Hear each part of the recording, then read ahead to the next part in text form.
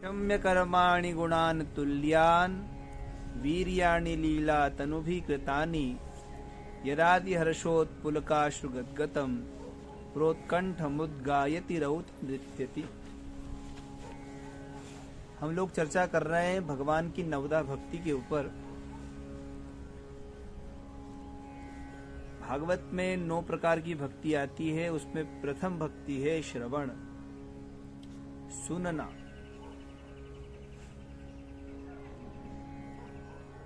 हमारे शरीर में, इस मानव शरीर में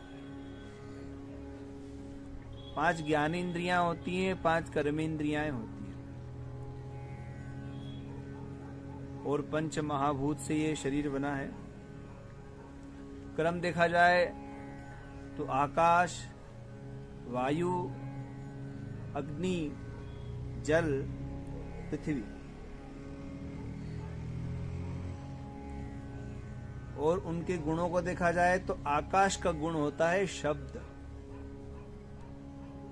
और हमारे शरीर में शब्द को ग्रहण करने वाली जो ज्ञानेंद्रियां हैं उसको बोलते हैं श्रवणेंद्रिय। शब्द व्यापक होता है क्योंकि आकाश का गुण है, आकाश व्यापक है, इसलिए शब्द भी व्यापक होता है। और उस शब्द को ग्रहण करने वाली जो इंद्रिय है उसको श्रवणेंद्रिय बोलते हैं और वो बड़ी महत्वपूर्ण होती है। ये हमको जो मनुष्य जीवन मिला है ये अत्यंत दुर्लभ है। कबहु की करी करुणा नर देही, देत ईश विनु हेतु सनेही। जब अकारण करुणा वरुणानिधि परमेश्वर कृपा करते हैं तब हमको ये मानव शरीर मिलता है। तो ये मानव शरीर हमको किसी उद्देश्य के लिए मिला है। केवल जीवन महत्वपूर्ण नहीं है, केवल भोजन महत्वपूर्ण नहीं है, या हम जो संसार के सुख भोग रहे हैं वो महत्वपूर्ण नहीं है। जी तो एक वृक्ष भी रहा है, वृक्ष भी जी रहा है, और वृक्ष का जीवन और हमारे जीवन में अंतर है। देखा जाए तो हमसे ज्यादा श्रेष्ठ वृक्ष है, परोपकार कर रहा है। बेचारा मरते मरते भी अपनी लकड़ी, अपने फल, अपने पुष्प दे के जाता है, और हम तो कुछ नहीं। मरते मरते भी संसार के प्रति आसक्ति हमारी बनी ही रहती है। तरवह किम न जीवंती। जीने की बात है तो क्या वृक्ष नहीं जी रहा है? किसी ने कहा नहीं, जीवन में सांस होना महत्वपूर्ण है। खटिया पे पड़ा जीवन क्या काम का? जीवन चलता फिरता रहे, श्वास लेता रहे, अच्छा रहे।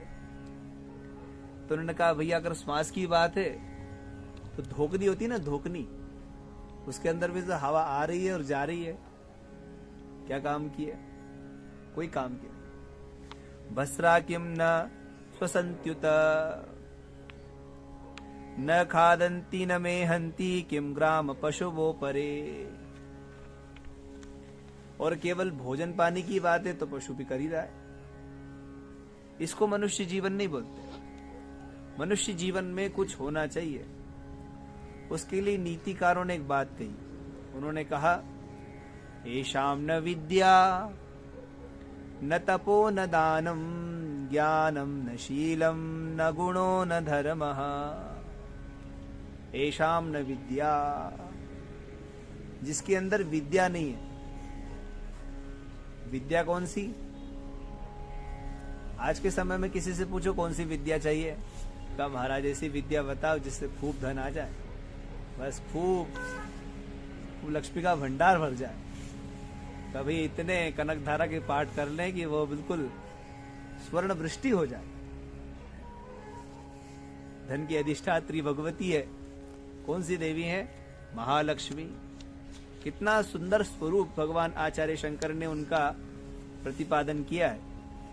दिग्गस्ति भी कनक कुंभ मुखा विशिष्ट, स्वरवाहिनी विमल चारु जल प्लुतांगी। हाथी अपनी सूंडों में सोने का कलश लेकर के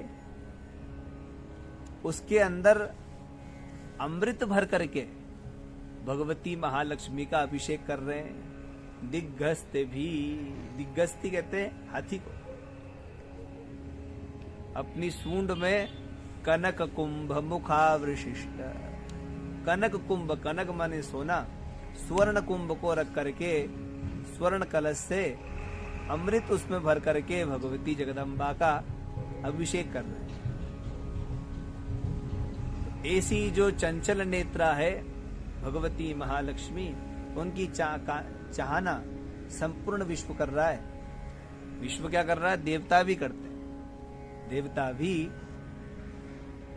भगवान राम जब इस धराधाम पे पधारे तो लीला पुरुषोत्तम थे, मर्यादा पुरुषोत्तम थे, लीलाएं करनी थी। तो भगवान को वन में जाना था, उन्होंने लीला रची और कोई कारण ऐसा बना जिसके चलते उनको वनवास हो। 14 बरस राम वनवासी, 14 बरस का भगवान रामभद्र को वनवास हो। परीक्षित को, जो कि श्रवण भक्ति में माने गए हैं भक्त, उनको कथा सुना रहे हैं आचार्य शुक। उन्होंने कहा, देखो लक्ष्मी का त्याग करना सबसे कठिन होता है, और भगवान रामभद्र ने एक क्षण भी नहीं लगाया। त्यक्त्वा सुदुस्त्यज सुरेप्सित राज्य लक्ष्मीम, ऐसी राज्य लक्ष्मी का त्याग कर दिया जिसकी चाहना देवता भी करते हैं। सुरेप्सित, देवता भी जिस राज्य लक्ष्मी की चाहना करते हैं उसको भगवान ने छोड़ा। तो लक्ष्मी का त्याग करना भी इतना कठिन, बहुत कठिन, सरल नहीं। विद्या वो होनी चाहिए जिससे हमको इस संसार के आवागमन से मुक्ति मिल जाए। कासा विद्या सा विद्या या विमुक्तये, वो विद्या होनी चाहिए। तो हमारे जीवन हमको मिला पर उसमें विद्या भी नहीं मिली। एशाम न विद्या, चलो कोई बात नहीं भैया, विद्या नहीं पड़ी तो विद्या को प्राप्त करने के लिए तप कर रहा है, तप भी एक महत्वपूर्ण चीज होती है, वो कर रहा है। तो तप भी नहीं कर पाया तो भी ठीक है, तप कर रहा है तब तो ठीक है, तो पर तप भी नहीं करा, न विद्या मिली, न विद्या की प्राप्ति के लिए उसने तप किया। येषाम न विद्या न तपो न दानम, दान करना चाहिए था तो कोई पुण्य क्षेत्रों में जाकर के पुण्य अवसर पे पुण्यात्माओं को दान भी नहीं करा, अधिकारियों को देना चाहिए था वो भी नहीं दिया। ज्ञानम न शीलम न गुणो न धर्मः, ना कोई ज्ञान हो पाया, न जीवन में शीलता आ पाई, न किसी प्रकार का गुण आ पाया, न किसी प्रकार के धार्मिक जीवन को अपना पाया, फिर भी संसार में रह रहा है, खा रहा है, पी रहा है, उसको क्या बोलना चाहिए? तो हमारे नीतिकारों ने उसके लिए क्या कहा पता है? ते मर्त्यलोके भुवि भार भूता मनुष्य रूपेण मृगाश्चरन्ति। ऐसा मनुष्य होकर के भी पशु है। तो जीवन केवल यावत जीवे सुखम जीवे इसके लिए नहीं मिला, जीवन मिला है कि हम इस मनुष्य जीवन को सार्थक कैसे बनाएं, क्या वो साधन करे जिससे संसार में हमको पुनः नहीं आना पड़े। वो प्रयास करो कि हमने एक बार जन्म लिया, आगे अब जन्म हो ही नहीं, उस जननी को पवित्र कर दो।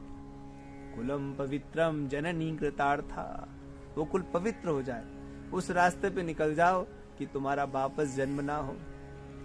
वो कौन सा रास्ता है? वो भगवत प्राप्ति का रास्ता है। और उस रास्ते पर हम कब चलते हैं? जब हम भगवान के दिव्य चरित्रों को सुनते हैं। तो सुनना एक भक्ति है, सुनना भगवान की भक्ति है, प्रथम भक्ति। भगवान के दिव्य नामों को सुनो और सुनने के बाद वे उन नामों के प्रति हमारे हृदय में भगवान के चरणों के प्रति अनुराग उत्पन्न हो, प्रेम उत्पन्न हो। आपने संत देखे भी होंगे, कुछ महापुरुष बड़े विलक्षण होते हैं, प्रभु का नाम स्मरण करते ही रोने लग जाते हैं, कभी कभी हंसने लग जाते हैं। कभी कभी जोर उत्कंठ से, गदगद कंठ से गाने लग जाते हैं, कभी कभी नाचने लग जाते हैं। ऐसी दिव्य विभूति है, क्योंकि प्रभु का जो नाम है वो उनके अंदर जागृत हो जाता है। भगवान का जो नाम है ना वो मणि है। भगवान का नाम क्या है? मणि। और मणि का प्रकाश कभी समाप्त नहीं होता, हमेशा बना ही रहता है। तो भगवान के नाम रूपी मणि को, भगवान के कथामृत मणि को, भगवान के चरित्र रूपी मणि को हमेशा हमको धारण करना चाहिए। भगवान के कई नाम हैं, उन किसी भी नाम को सुनो और सुनने के बाद में उसका अर्थ समझो और अर्थ का आत्मसात करने का प्रयास करो। श्रृण्वन सुभद्राणि रथांग पाणे, भगवान का नाम है रथांग पाणी। पहले प्रभु की नाम को सुनो। जब हम भगवान के नाम को सुनते हैं, भगवान के चरित्र को सुनते हैं, तब जिज्ञासा पैदा होगी, उत्कंठा पैदा होगी। और सुनने के बाद में जब उसके अर्थ को समझने लगोगे तो पता लगेगा कि भगवान कितने दयालु है, कृपालु है, करुणामय है। भगवान का नाम है रथांग पाणी। रथांग पाणी का अर्थ होता है जिन्होंने अपने हाथ में रथ का पहिया ले रखा। रथ का पहिया होता है ना, तो रथ का पहिया क्यों ले लिया? सिर्फ छोटा सा नाम है भगवान का, रथांग पाणी। अब उसके ऊपर देखो तो कितनी बड़ी कथा है। महाभारत युद्ध हुआ कौरवों के बीच में और पांडवों के बीच में। और युद्ध को भगवान श्री कृष्ण ने टालने का बड़ा प्रयास किया।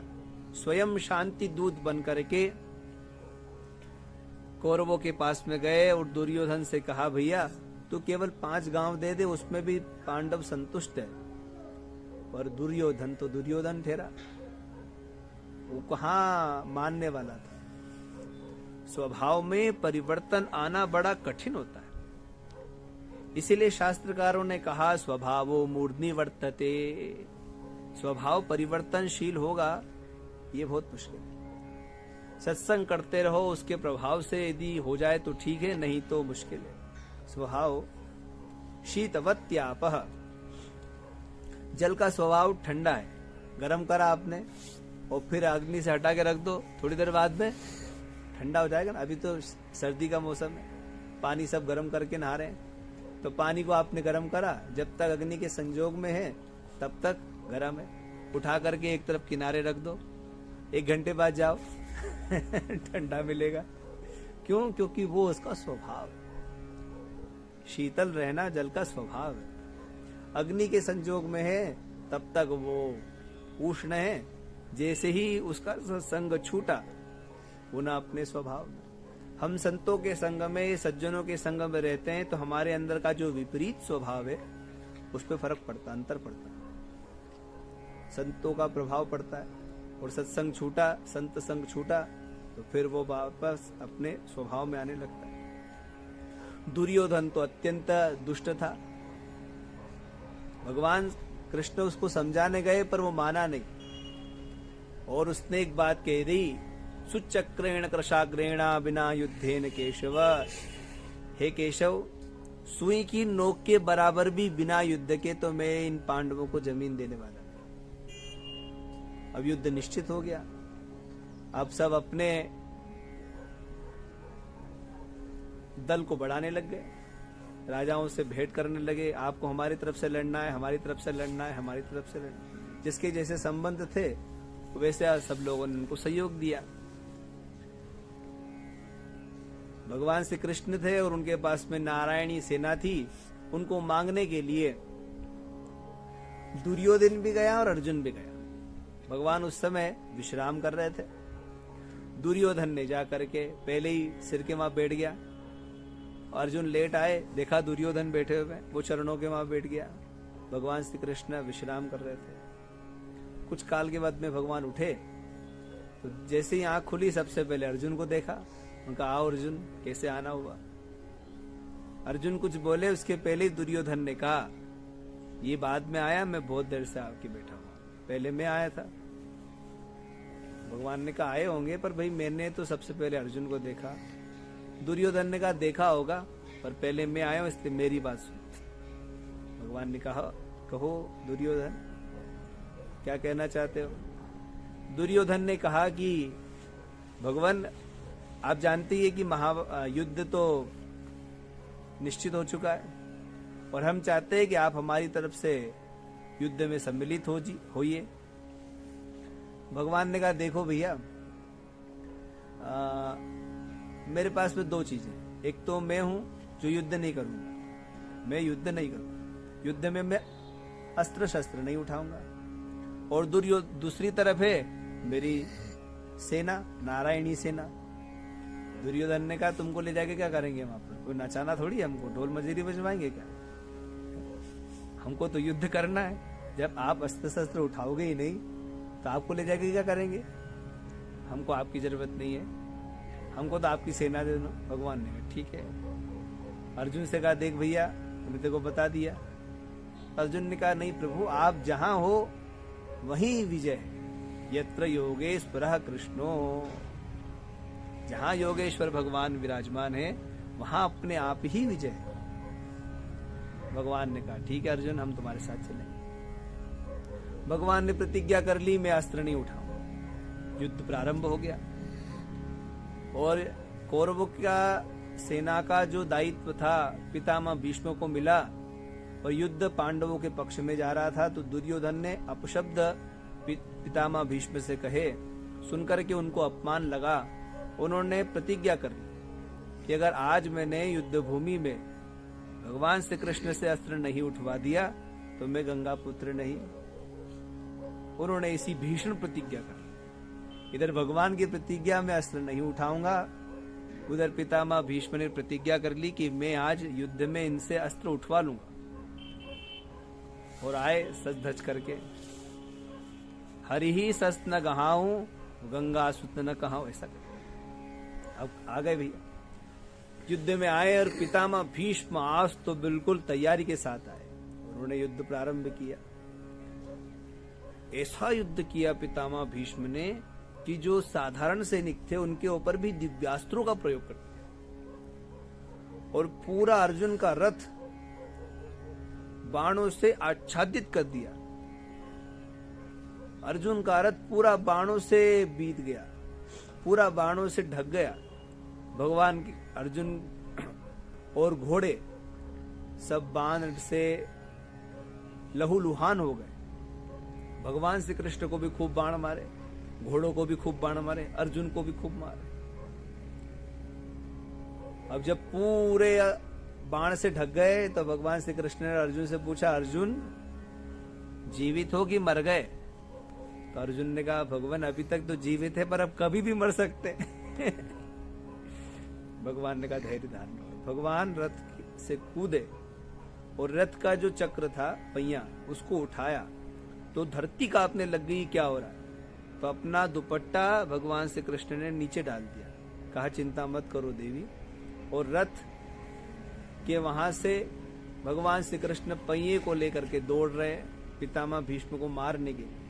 और पितामह भीष्म देखा कि वाह गोविंद ने आज मेरी लाज रख ली, आज अस्त्र उठा लिया, तो भगवान का स्वागत कर रहे हैं। भगवान के चरणों में सबसे पहले बाण मार करके प्रणाम कर रहे हैं और वहां का अर्घ्य बात दिलाते, भगवान को ऐसी प्रणाम करेंगे। फिर भगवान को माला बिना रहे हैं बाणों की गले में, फिर भगवान को बाणों से तिलक लगा रहे हैं। भगवान पहुंचे उसके पहले ही पितामह भीष्म ने शंख नाद कर दिया और कहा आज हम विजयी हुए। तो अपने भक्त के कारण प्रभु ने अपना जो संकल्प था, अपना जो निश्चय था, उस अपनी जो प्रतिज्ञा थी उसको भी त्याग दिया। अपने भक्त के कारणे कृष्ण भय रघुनाथ। तुलसीदास जी ने कहा प्रभु दर्शन दो, तो भगवान बांसुरी लेकर के आ गए। तो तुलसीदास जी ने कहा मैं तो राम जी का भजन करता हूं, आप राम रूप में दर्शन दो। तो उनको उस रूप में दर्शन दे दिया। भक्त का मान अपना मान टले टल जाए, भक्त का मान न टलते देखा। उनकी बात भले ही से रह जाए पर भक्त की बात नहीं रहना चाहिए। इसको भगवान ने चरितार्थ करके बताया। तो जब हम भगवान के चरित्र को सुनते हैं, इस तरह से सुनते हैं कि किस तरह भगवान ने अपने भक्तों की लाज रखी, किस तरह भगवान अपने भक्तों के कार्यों को करते हैं, किस तरह भगवान अपने भक्तों के साथ में लीलाएं करते हैं, उनका कल्याण करते हैं, उनको कल्याण के रास्ते पे ले जाते हैं। किस तरह हम जब प्रभु से प्रेम करते हैं तो प्रभु हमारे संबंध को निभाने के लिए आते हैं।